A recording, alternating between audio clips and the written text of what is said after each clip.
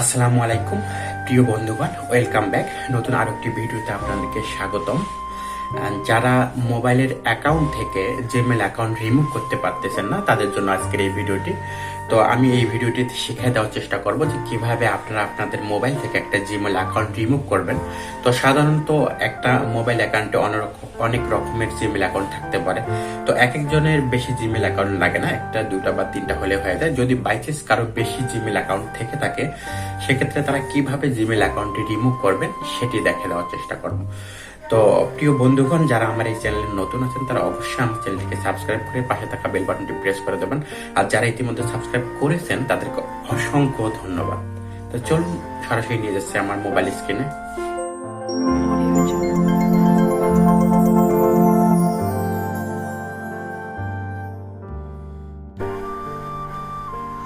First of all প্রথমে আপনারা আপনাদের মোবাইলের স্ক্রিনে আসবেন। স্ক্রিনে এসে আপনারা মোবাইলের সেটিং অপশনে চলে যাবেন। তো সেটিং অপশনে চলে যাওয়ার পরে হচ্ছে নিচে আপনারা একটু স্ক্রল করবেন। তো স্ক্রল করার পর হচ্ছে নিচে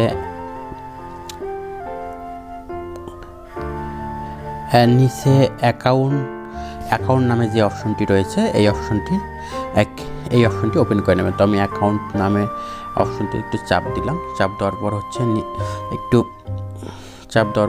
আপনি একটু নিচে আসবেন। নিচে এসে গুগল লেখাটা একটু চাপ দেবেন। তো গুগল লেখা একটু চাপ দিলাম।